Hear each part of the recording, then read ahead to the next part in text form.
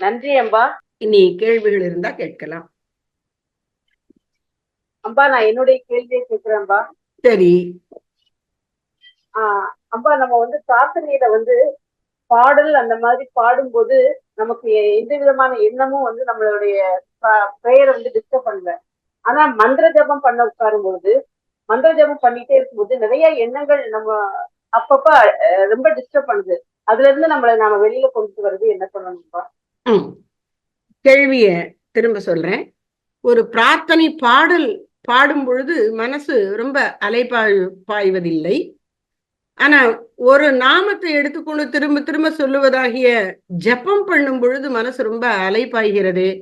இதை தடுத்து மனதை அமைதியா வைத்து நாமத்தில் எப்படி நிலைநிறுத்துவது அப்படின்னு முத்துமாரீஸ்வரி கேட்கிறாங்க.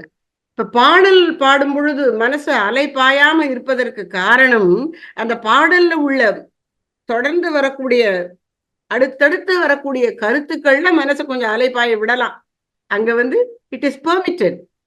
அடுத்தடுத்து கருத்துக்கள் வருது இல்ல, அதுலயே மனசு சொல்லுகிறது. அப்ப அது கொஞ்சம் அலைப்பாய வேண்டிய தேவை பாடல்லையே தீர்ந்து போயிடுது.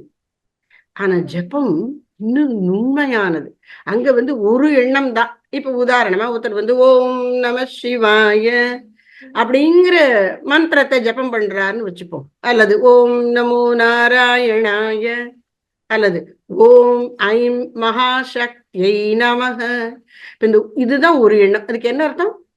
மகாசக்திக்கு வணக்கம், ஓம் ஐம் மகாசக்திக்கு நமஸ்காரம், ஓம் ஸ்ரீ நாராயணனுக்கு நமஸ்காரம், ஓம் சிவபெருமானுக்கு நமஸ்காரம். இந்த ஒரு எண்ணத்தை தான் திரும்ப திரும்ப சொல்லிக்கிட்டே இருக்கணும்.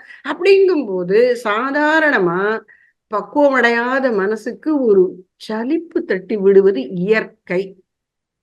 அதனால அந்த போர் அடிக்குதுங்கிறோம்ல, அந்த சலிப்பு தட்டி விடுகிறது. அப்ப அது வேற எண்ணத்துக்கு போய் விடுகிறது. இப்ப நாம என்ன செய்யணும்னா, இப்போ ஒரு ஒரு சூழலை உங்களுக்கு நினைவுபடுத்துறேன். நீங்க உங்களுடைய குழந்தைய ரொம்ப அன்பா கூப்பிடுறீங்க. அப்படி கூப்பிடும்போது உங்களுக்கு எவ்வளவு களைப்பா இருந்தாலும் அன்புக்குரியவர்களை நினைச்சு கூப்பிடும் பொழுதே அந்த களைப்பை ஒதுக்கிட்டு அந்த அன்புதான மேல அந்த குரல்ல ஒரு ஆர்வத்தை காட்டுகிறது. அதை கேட்ட உடனே கூப்பிடப்பட்டவர்களும் இந்த வந்துட்டேன் அப்படிம்பாங்க.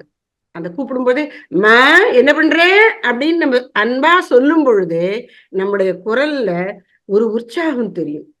அப்ப இந்த சோர்வை போக்குவது அன்பு. இப்ப நம்ம ஜபம் பண்ணும் பொழுது நம்முடைய இஷ்ட தெய்வத்திடம் ஒரு ஆழ்ந்த பேரன்பு வெளிப்படணும்னு நம்ம பிரார்த்திக்கணும். அந்த பக்தியை நீ எனக்கு கொடுமா அப்படின்னு நம்ம இஷ்ட தெய்வத்திட்ட பிரார்த்திக்கணும். மாணிக்க வாசகர் சொல்றார், நாடகத்தால் உன்னடியார் போல் நடித்து நான் நடுவே வீடகத்தே புகுந்திடுவான் மிக பெரிதும் விரைகின்றேன். ஆடகச்சீர் மணிக்குன்றே இடையறா அன்பு உனக்கு என்னோடு அகத்தே நின்று உருக தந்து அருள் எம்முடையானே. அருமையான பாடல்மா. இந்த பாடலை நீங்க அடிக்கடி பாடிக்கிட்டே இருக்கணும். மானசீகமா பாடி உங்க இஷ்ட தெய்வத்திட்ட சமர்ப்பிக்கணும். ஊடகத்தை நின்றுருக தந்து அருள், உன் மீது அன்பு எனக்கு என் ஊடு அகத்தே நின்று உருக தந்து அருளுக என்று பக்தியை கொடுன்னு பகவான்கிட்ட கேட்கணும். எனக்கு உன்னை ரொம்ப பிடிக்கணும், அன்பா நான் உன்னை நினைக்கணும், அன்பா நான் உன்னை கூப்பிடணும், ஆர்வமா கூப்பிடணும்.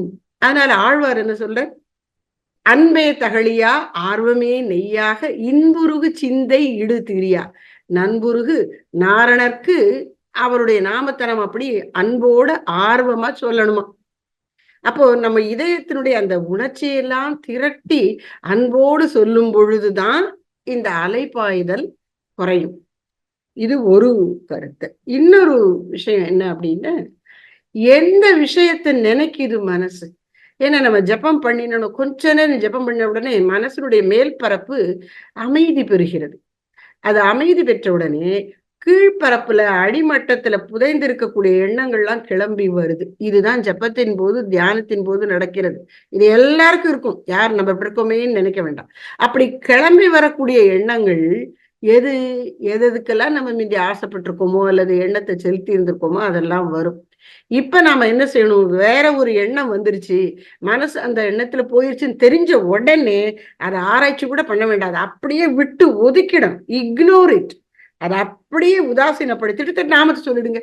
எப்போ நாமத்தை விட்டுட்டேன் அப்படின்னு தெரியுதோ அப்ப திரும்ப உடனே பிடிச்சிடணும். ஐயோ இப்படி பண்ணிட்டேனே அப்படின்னு கவலைப்பட்டுட்டு இருக்க கூடாது, தன்னை நொந்துக்க கூடாது. என்ன மாதிரி எண்ணத்துல விட்டேன்னு அந்த எண்ணத்தின் பின்னாடி போகவும் கூடாது. சில பேர் சொல்லுவாங்க உங்க எண்ணத்தை கவனிங்க, அந்த வேலையே கூடாது. எண்ணத்தை புறக்கணித்து விட்டு நீங்கள் சொல்லிக் கொண்டிருக்கிற நாமத்தில் திரும்ப மனதை திருப்புங்கள். கொஞ்ச நேரம் ஓடும், திரும்பவும் வேற ஒரு எண்ணம் வரும், இப்பவும் நீங்க அந்த எண்ணத்தை புறக்கணியுங்கள், நாமத்தை சொல்லுங்கள். இப்படி பண்ணிக்கொண்டே இருக்கணும். இதுதான் நம்ம செஞ்சாகணும். இப்படி செய்ய செய்ய செய்ய புறக்கணிக்கப்பட்ட எண்ணம் ஓய்ந்து விடும். இதுதான் ரகசியம். இப்ப ஒருத்தர் வந்து நம்ம வீட்டுக்கு வராரு, அவரு கதவு வழியா கேட்டு வழியா நுழையும் போதே அவரை பார்த்துட்டு மூஞ்சி இப்படி திருப்பிக்கிட்டோன்னு வச்சுக்கோங்க, அவர் நுழைவார, என்னது இவங்க மரியாதையே தெரியல, வரோம் மூஞ்சி திருப்பிக்கிறாங்களேன்னு அப்படியே போயிடுவாங்கல்ல. அதே மாதிரி தான் இந்த ஜபம் பண்ணி கொண்டிருக்கும் போது வருகிற எண்ணத்தை பார்த்துட்டா தெரிஞ்சுட்டா உடனே முகத்தை திருப்பிட்டு திரும்ப ஜபத்துல ஈடுபட்டு விடணும். அப்ப அந்த எண்ணம் ஓய்ந்து விடும். இது பெரிய ரகசியம், ஒரு சைக்கலாஜிக்கல் ட்ரூத். அதனால அதை வச்சுக்கணும். ஒண்ணு, நமக்கு நம்முடைய இஷ்ட தெய்வத்தின் மீது ஆர்வத்தோடு கூடின பேரன்பு மனசுல பொங்கும்படி பிரார்த்தனை பண்ணி அன்போட நினைக்கணும். 2, நமக்கு எப்பொழுது மனது நாமத்தை விட்டு வேற ஒண்ண நினைக்குதுன்னு தெரியுதோ அந்த கணமே அந்த எண்ணத்தை புறக்கணிச்சுட்டு திரும்ப நாமத்துல கருத்தை செலுத்தி அதுல ஆழ்ந்து சொல்லிக்கொண்டே இருக்கணும். இதுதான் வழி. இந்த 2 தான் வழி. இதை செய்ய செய்ய செய்ய செய்ய தானே மனசு அடங்கி நாமத்தை ரசிச்சு ருசிச்சு சொல்ல ஆரம்பிச்சிடும். என்னம்மா முத்துமாரீஸ்வரி? நன்றி அம்பா, ரொம்ப நன்றிம்பா, நான் முயற்சி பண்றேன்பா. சரிம்மா, உங்களுடைய முயற்சிக்கு வெற்றி சேர்க்கட்டும் அன்னையின் அருள். வேற ஏதாவது? அம்பா நமஸ்காரம். அம்மா நமஸ்காரம். யாரு? நமஸ்காரம்பா, அடியேன் முத்துஞானம். அம்மா சொல்லுங்கம்மா. அம்பா, நம்முடைய மகாகவியினுடைய குருவாகிய சகோதரி நிவேதித்தை அவர்களுக்கு நம்முடைய இந்த மானிட பிறப்பிற்குண்டான ஞானம் நம்ம தேசத்துல இருக்குன்னு அவர்களுக்கு குருமகான்களுடைய ஆசிகளால அவர்களால உணர முடிஞ்சது. அது நம்மவர்களில் பலருக்கு என்னையும் சேர்த்து அது ஏன் தாமதமாக புரியுது, நமக்கு முன்னால் இருக்கிற இந்த ஞானம் அதுவும் குறைவாக, அது ரொம்ப குறைந்த அளவிலேயே கிடைக்கப்படுது. ஒரு காரணம் என்ன அப்படின்னா, நமக்கு ஃபெமிலியாரிட்டி பிரீட்ஸ் கன்டென்ட் அப்படின்னு ஒரு ஆங்கில பழமொழி. ஒரு பொருள் நமக்கு ரொம்ப தெரிஞ்சது, நம்ம கூடவே இருக்கு, நமக்கு கிடைச்சிருச்சுன்னா அதனுடைய அருமை தெரியாது. அப்ப இது நம்முடைய பித்துரார்ஜி சொத்தா அப்பா அம்மா நமக்கு தேடி வச்சு கொடுத்துட்டு போன சொத்தாக இருக்கிறது நம்முடைய ஆன்மீக பாரம்பரியம். அதை நாம 19, 20ஆம் நூற்றாண்டுகள்ல ரொம்ப தொலைச்சிட்டு இப்பதான் கொஞ்சம் முழிச்சிட்டு தவிச்சிட்டு வரோம். அது கிடைக்காதா கிடைக்காதா என்று சமுதாயமும் அப்படி குறை வச்சு தனிப்பட்ட முறையில நம்ம பல பேர் அதை விட்டுருக்கோம். ஆனாலும் ஸ்ரீ ராமகிருஷ்ண பரமஹம்சர் சொல்லியிருக்கிற, உலகத்துல பல இயக்கங்கள் தோன்றும், சில காலம் இயங்கும், செயல்படும், பிறகு திரும்ப மறைந்துவிடும். ஆனால் ரிஷிகள் ஏற்படுத்தி வைத்த சனாதன தர்மம் யாண்டும் நிலைத்திருக்கும்னு சொல்லிக்க. எப்பொழுதும் அது இருக்கும், அதை அழிக்க முடியாது. ஆனால் அதை நாம் பின்பற்றவில்லை என்றால் நமக்கு அதனால் கிடைக்கும் பலன் குறைந்துவிடும். அப்ப நாம அதனுடைய அருமையை உணர்ந்து போற்றணும். அதனால நமக்கு முன்னோர்கள் தேடி வைத்த நம்முடைய சொத்தாகிய இந்த ஆன்ம ஞானத்தை, ஆன்மீக வாழ்வை நமக்கு கிடைத்த பெரிய ஒப்பற்ற பொக்கிஷம் என்று அதுக்கு மதிப்பு கொடுக்க நமக்கு தெரியணும். அதை மதிக்கலைன்னா அதை நாம போற்றி பாதுகாக்க மாட்டோம், கடைபிடிக்க மாட்டோம். ஒரு குழந்தை கையில வைர நெக்லஸ் இருக்கு, அதுக்கு என்ன தெரியும் இது வைரம், இது கோடிக்கணக்கான ரூபாய் மதிப்புள்ளதுன்னு. அது பாட்டுக்கு ஏதோ ஒரு கண்ணாடின்னு நினைச்சு இப்படி எப்படி விளையாடிட்டு இருக்கோம். இப்ப கொஞ்ச நேரம் விளையாடிட்டு போட்டு போயிடும். அப்படித்தான் நம்ம இருக்கோம். வைர நெக்லஸை கீழே தூக்கி தூர எரிஞ்சிட்டு ஒரு பிளாஸ்டிக் டப்பாவை பிடிக்கிற குழந்தைய மாதிரி நாம இருக்கோம். அது நமக்கு நம்முடையதாக இருப்பதனாலேயே அதனுடைய அருமையை நமக்கு தெரியாம இருக்கு. இது இன்னொரு உதாரணத்திலேயே நாம பார்க்கலாம். இப்ப இந்த என்ஆர்ஐஸ் சொல்றோம் இல்லையா, இங்கிருந்து கிளம்பி போய் வெளி தேசங்கள்ல, மேல்நாடோ கீழ்நாடோ வெளிநாட்டுல வாழக்கூடிய இந்தியர்கள் நம்ம பாரம்பரியங்கள் எல்லாம் ரொம்ப தவறாம கடைபிடிப்பாங்க. சமீபத்துல நான் ஒரு இது படிச்சேன். அதாவது இந்த இந்த காலத்துல வந்து பெண்கள், இளம் பெண்கள் வந்து வயசுக்கு வந்தப்புறம் அப்புறம் மாசம் மாசம் பீரியட்ஸ் வரும்போது ஒதுங்கி இருக்கிறதுன்னு சில குடும்பங்கள்ல இருக்கும். அதை வந்து இதெல்லாம் இந்த காலத்துல யார் செஞ்சுட்டு இருப்பா அப்படின்னு இங்க பல பேர் இப்ப விட்டுட்டாங்க. ஆனா அங்க அமெரிக்காலையும் ஆஸ்திரேலியாலையும் இருக்கக்கூடியவங்கள் பல பேர் இன்றைக்கும் அதை வந்து கொஞ்சம் அவங்களுடைய சூழலுக்கு ஏற்ற மாதிரி டீசெண்டா ஆனா அதை கடைப்பிடிச்சுக்கிறாங்க ஒதுங்கி இருக்கிறத அப்படின்னு ஒரு செய்தி நான் பார்த்தேன். இங்க இருக்கும்போது எது வந்து நம்ம இத போய் இதெல்லாம் யார் செஞ்சுட்டு கிடப்பா அப்படின்னு தோணுமோ அத இன்னொரு இன்னொரு சமுதாயத்துக்கு நடுவுல நாம இருக்கும்போது அவருடைய கலாச்சாரம் வேறு மாதிரி இருக்கு. இந்த ஒரு சூழல்ல என்னை காப்பது என்னுடைய பித்ராஜிதமாகி இந்த கலாச்சாரம் தாங்கிற உண்மை நமக்கு பளிச்சுன்னு தெரியுது. ஆனா இங்கேயே இருக்கும்போது அதனுடைய அருமை நமக்கு தெரிவதில்லை. அதனாலதான் நாம் அதை விடுறோம். ஆனா இங்கேயே தோன்றிய மகான்களுக்கு அந்த குழப்பமே இருக்கிறது இல்ல. அவங்க தெளிவா அதை உணர்ந்து நமக்கு சொல்லியிருக்காங்க.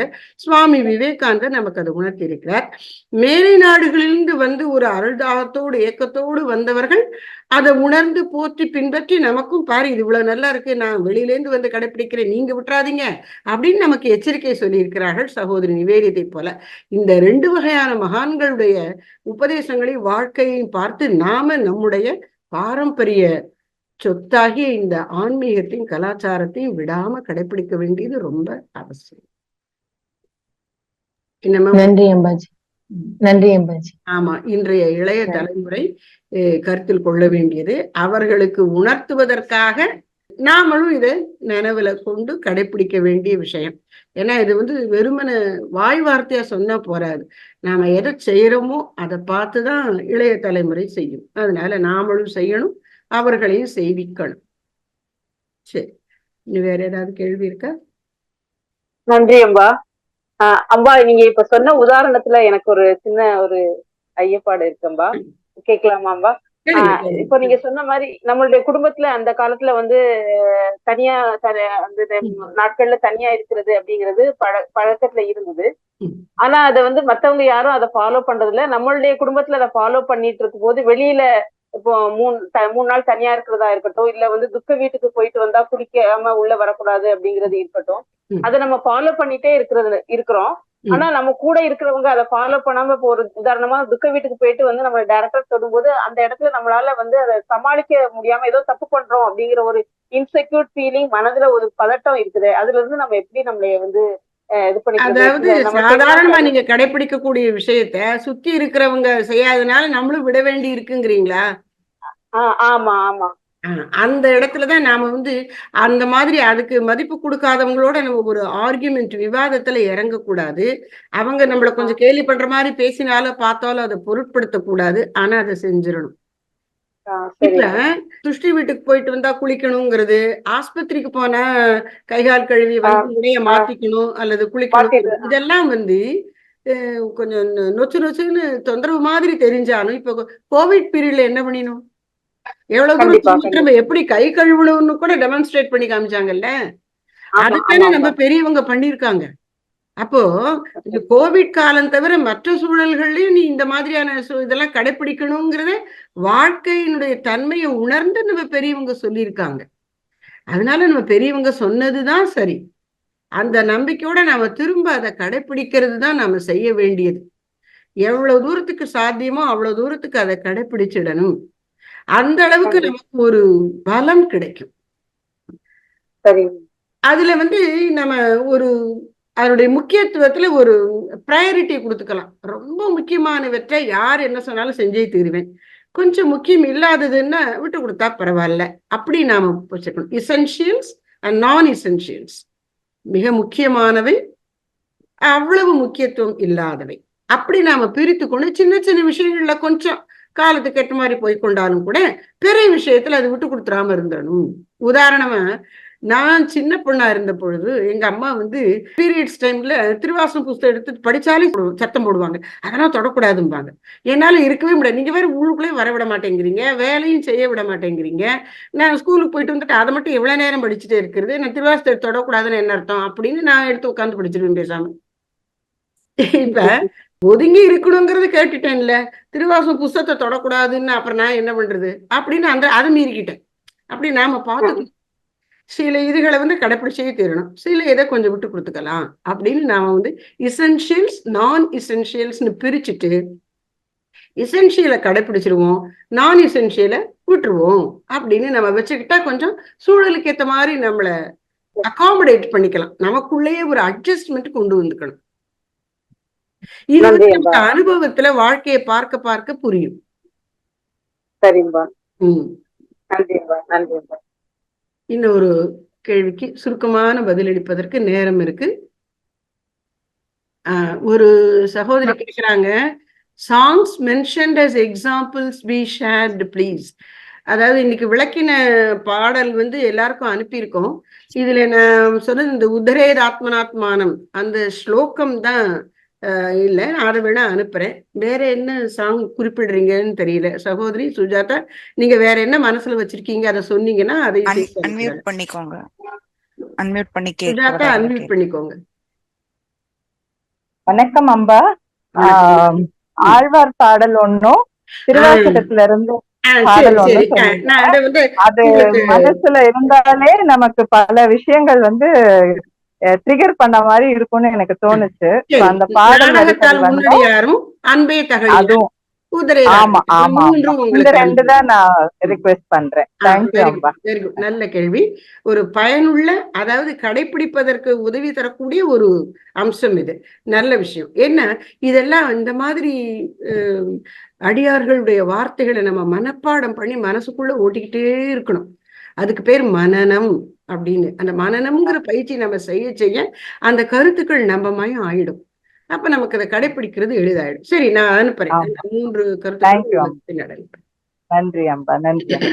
நல்லது.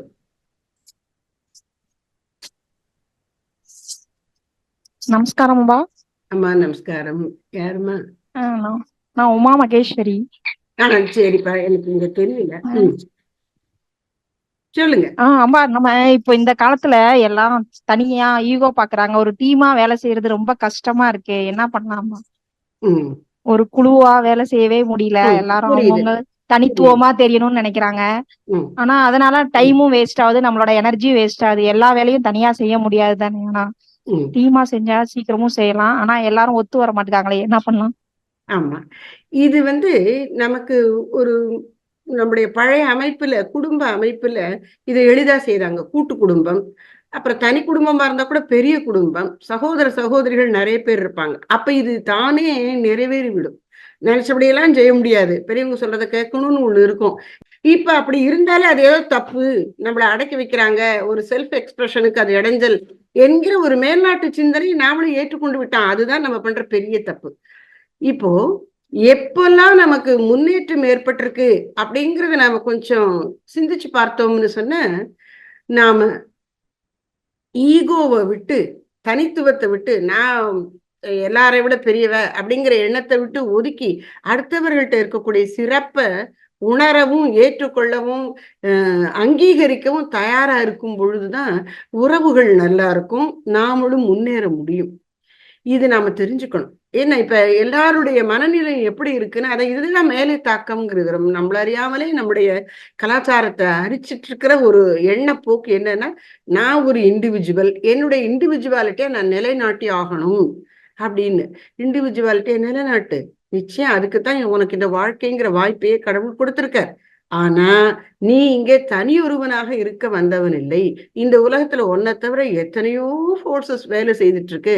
அதுக்கெல்லாம் இணங்கி போய்தான் அதை தேர்ந்து கற்றுக்கொண்டு அவைகளுக்கும் கொடுத்துதான் நீ வாழணும். ஏற்பதும் கொடுப்பதுமா உன் வாழ்க்கை அமையணும். தனித்துவத்தை நிலைநாட்டுவது மட்டும் உன் வாழ்க்கை இல்லை என்பதை நாம தெளிவா புரிந்து கொள்ளணும்.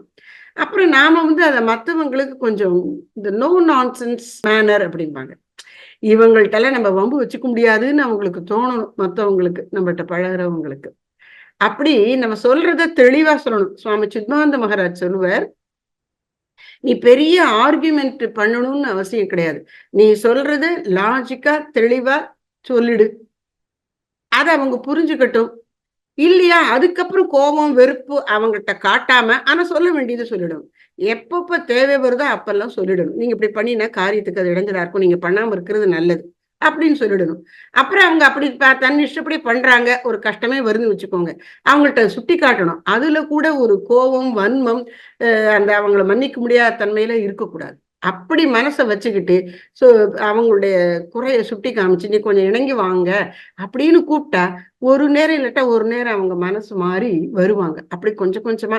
அப்புறம் இன்னொன்னு சொல்லுவாங்க, நான் ரொம்ப நாள் முன்னாடி மாணவியா இருக்கும்போது படிச்ச ஒரு கருத்து அடிக்கடி நினைச்சு, ஒருத்தர்கிட்ட நமக்கு ஒரு காரியம் ஆகணும்னு வச்சுக்கோங்க, அப்ப அவங்கள்ட்ட பேசும்போது நாம என்ன செய்யணுமா, இப்ப நான் சொல்றபடி செஞ்சீங்கன்னா உனக்கு என்னென்ன அட்வான்டேஜஸ் கிடைக்கும் அப்படிங்கறத உங்களுக்கு புரிய வைக்கணும். இப்ப நீ ஈகோல நிக்கிறத விட அட்ஜஸ்ட் பண்ணி வந்தீங்கன்னா இன்னும் நல்லது கிடைக்கும் அப்படிங்கறத அவங்களுக்கு புரிய வைக்கணும். அது எப்ப புரியுதோ அப்ப அவங்க நமக்கு இணக்கமா வந்துருவாங்க. இததான் நம்ம செய்தாகணும். அதை தெளிவா சொல்லணும். எடுத்த உடனே அவங்க கேட்கலைன்னா வருத்தப்படாம திரும்பவும் சொல்லணும். அல்லது நெருக்கடிகளுக்கு ஏற்ற மாதிரி இப்ப நம்ம ஒரு டைம் லைன் இருக்கு, டெட் லைன் இருக்கு, இதுக்குள்ள முடிச்சாகணும், இவட்ட போராடிக்கிட்டே இருக்க முடியாதுன்னா நம்ம ஏதாவது ஒரு ஆக்ஷன் எடுப்போமோ அதை எடுத்து சூழ்நிலைக்கு ஏற்ப எடுத்து செயல்ல இறங்கணும். அப்புறம் அவங்கள்ட்ட எக்ஸ்பிளைன் பண்ணணும். இப்படி எல்லாம் ஒரு ஹியூமனா அண்டர்ஸ்டாண்டிங்கா விட்டு கொடுத்து போகவும் வேணும், ஆனா கரெக்டாகவும் இருந்துக்கணும். அப்படித்தான் பண்ணி அடுத்தவங்களுடைய இந்த ஈகோயிஸ்டிக் டெண்டன்சியில வரக்கூடிய சிரமங்களை நாம சரி பண்ணிக்க வேண்டியிருக்கு. இதனுடைய ஸ்டார்டிங் பாயிண்ட் நம்மகிட்டயே நாம பார்க்கணும். என்னுடைய ஈகோனால நான் இதை சொல்றேன்னா, உண்மையிலே காரியத்துக்காக சொல்றேன்னா அப்படின்னு 10 தடவை நம்மளை கேட்டுக்கிட்டு, சரியா இது உண்மையிலே காரியத்துக்காக தான் சொல்றேன் என்கிற முடிவு வரும் பொழுது நாம தொடர்ந்து அவங்கள்ட்ட தெளிவா சொல்லி நிறைவேற்றிக் கொள்ள முயலுவோம்.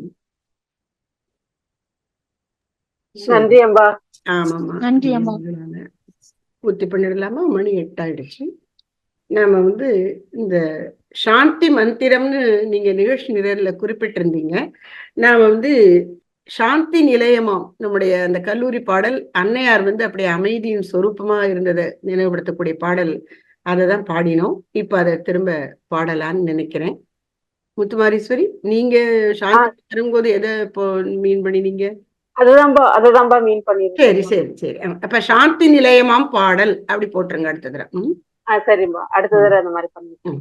சாந்தி நிலையமாம் சாரதா தேவி ஜெய ஜகதீஸ்வரி ஓம் ஜகதீஸ்வரி ஜெய ஜெய ஜெய ஜகதீஸ்வரி ஓம் ஜெய சாந்தி நிலையமாம் சாரதா தேவி ஜெய ஜகதீஸ்வரி ஓம் ஜகதீஸ்வரி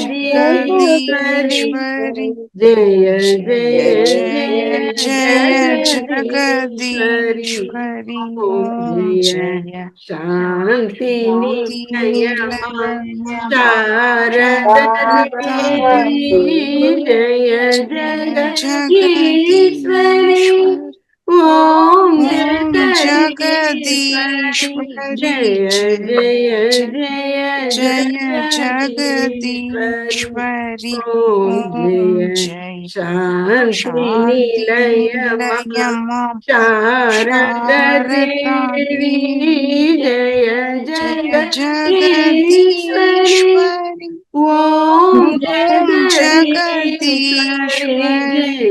ஜெய ஜெய ஜெய ஜகதீஸ்வரி ஓம் ஜெய சாந்தி நிலையமாம் சாரதா தேவி. जय श्री शारदा महामाई की जय.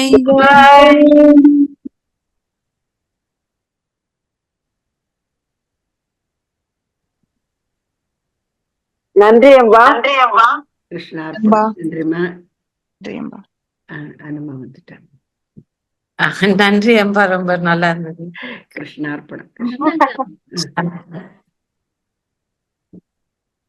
நமஸ்காரம். நமஸ்காரம். கிருஷ்ண